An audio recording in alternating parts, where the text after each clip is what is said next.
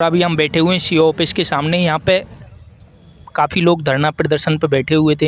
ये काफ़ी दिनों से बैठे हुए हैं यहाँ पे, ना कोई इनकी कोई प्रशासन सुनवाई कर रहा है, ना ही कोई नेता लोग सुनवाई कर रहे हैं। एक कारण है कि इसमें खोजपुरी में कुछ नाबालिग लड़कियों से छेड़छाड़ की गई थी, जिसको जो आरोपी है वो अभी तक गिरफ्तार नहीं हुआ है। उसको गिरफ्तार करवाने की मांग को लेकर के यहाँ पे बैठे हुए हैं। नमस्कार जी। जी, आपका शुभ नाम? मेरा नाम धर्मेंद्र कुमार जाटव है।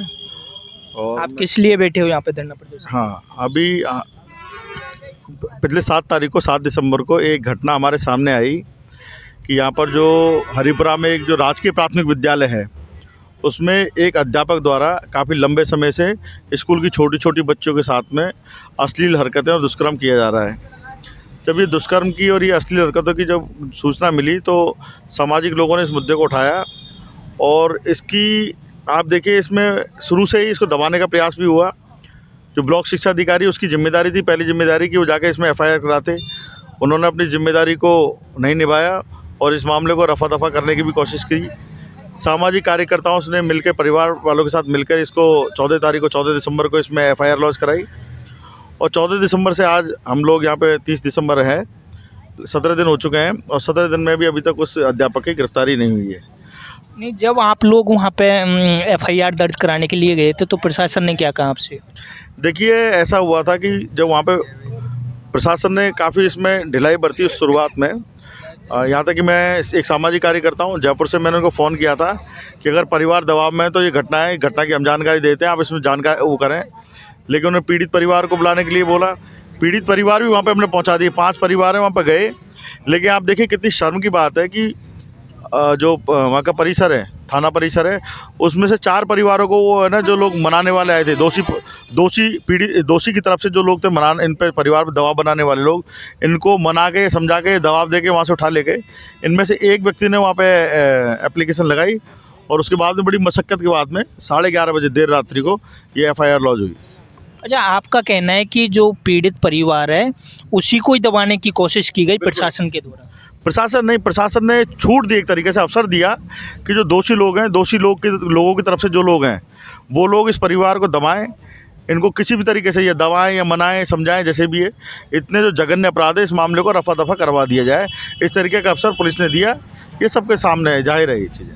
अच्छा, जो अध्यापक है, सरकारी अध्यापक है, उसके लिए शिक्षा विभाग के आपने कोई उसको लिखित में दिया या कुछ उनको सूचना पहुंचाई? हमारी कलेक्टर साहब को सब जगह, जो प्रशासन के सभी स्तरों पे हमने जो ये हमारी जो मांग पत्र सौंपा है, उसमें हमने ये पॉइंट भी डाला हुआ है कि जो ये लापरवाही का सीधा मामला है। देखो, एक तरफ सरकार जो अपनी पॉलिसी है, जो एजुकेशन पॉलिसी, उसमें है कि जहाँ पे भी को एजुकेशन है, मतलब जहाँ पर भी सह शिक्षाएँ या बच्चे और बच्चियाँ, मतलब लड़के और लड़कियाँ एक साथ पढ़ते हैं, वहाँ पे कम से कम एक महिला शिक्षक की अनिवार्यता सरकार मानती है। इस स्कूल में वो शर्त भी नहीं निभाई और कहीं ना कहीं ये भी एक वजह बनी कि इस तरीके के दुष्कर्म हमारे सामने आए। और दूसरे, इसमें जब ये 6 या 7 तारीख को जब ये मामला संज्ञान में आ चुका था ब्लॉक शिक्षा अधिकारी का, तो उनकी प्रथम जिम्मेदारी थी कि इतने संगीन मामले में ये तुरंत एफआईआर लॉन्च कराते। लेकिन उन्होंने एफआईआर लॉन्च कराने की जगह उस जो दोषी अध्यापक है उसको बगल के गाँव में स्कूल में अटैच करके इस मामले से तीसरी कर लिया। तो ये कहीं ना कहीं दिखाता है, इसमें एक जाति एंगल भी लोग बाग बोल रहे हैं, क्योंकि जो अध्यापक की और जो जो शिक्षा अधिकारी, उसकी जाति एक ही है, तो वो वाला भी लोग एंगल कर रहे हैं। मैं उस एंगल को ना भी देखें, फिर भी एक लापरवाही का मामला तो बनता है। नहीं, जाति का तो आप कैसे कह सकते कि वो जाति की वजह से नहीं कर रहा हो, लेकिन लोगों का ऐसा आरोप है कि शायद यही कारण रहा हो, लापरवाही हो। हमने उस कारण को भी नहीं माने, फिर भी एक लापरवाही की तो बात सामने बनती है। तो इसके लिए आपने यहाँ के जो लोकल विधायक हैं उनसे मिले या?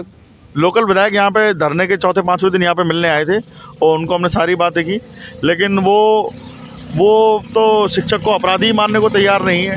जबकि 16 दिसंबर को 164 के जो हमारे जो बयान होते हैं बच्चों के हो चुके हैं और बच्चों ने खुले में जो चीज़ें, देखो आप भी जानते हो, इन चीज़ों के लिए 7-8 साल के बच्चे ट्रेन नहीं की जा सकती हैं।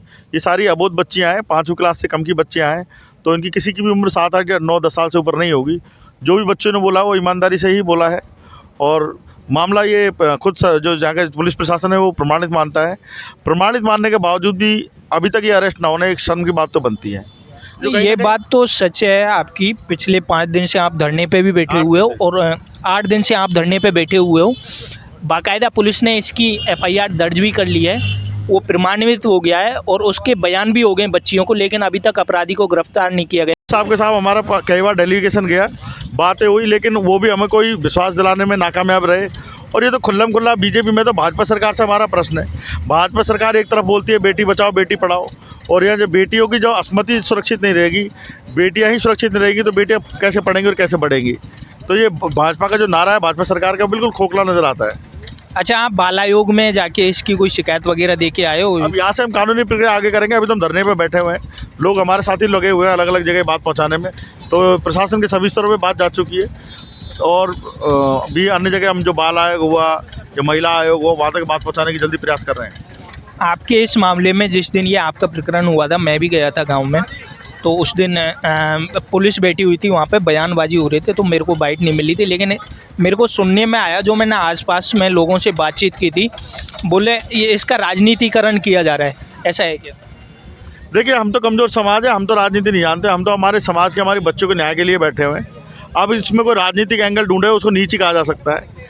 आप देखिए, सर्व समाज की जांजम है, आप आए, आपका भी स्वागत है। जो भी इस न्याय की मांग में शामिल होना चाहता है उसका स्वागत है। अगर यहाँ पे जो पूर्व विधायक यहाँ पे आ गए यहाँ पे मिलने, तो मुझे लगता नहीं है कि इन लोगों की जो भावनाएं उसमें हो। और मैं खुद दूसरी पार्टी से बिलोंग करता हूँ, मैं खुद मैं भीम आर्मी आज़ाद समाज पार्टी का प्रदेश प्रभारी हूँ, प्रदेश सह प्रभारी हूँ। तो ऐसा कहना कि यहाँ पे कोई राजनीति है, राजनीति तो नहीं है। हम तो समाज के लिए लड़ रहे हैं, और इसको राजनीति करके ज़रूर इस जो कमज़ोर समाज की लड़ाई को छोटा करने का प्रयास किया जा रहा है। जो भी यहाँ के जो राजनीति में बैठे हुए लोग हैं, उनको शर्म आनी चाहिए। इस तरीके के अगर कोई इल्ज़ाम लगा रहे हैं, बात कर रहा है कि हम राजनीति कर रहे हैं, तो शर्म, उनको बहुत शर्मिंदा होने की ज़रूरत है इस चीज़ें।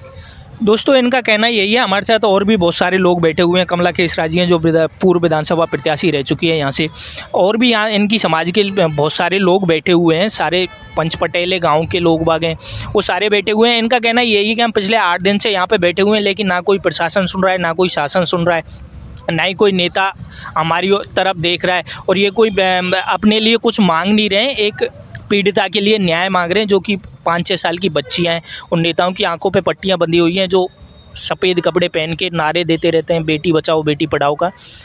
कोई भी कांड सामने आते हैं तो उनकी आंखें बंद हो जाती हैं। ऐसी खबरें हम आपको दिखाते रहेंगे। देखते रहिए दोस्तों, बीपी मंदन के साथ पीके गुजर। धन्यवाद।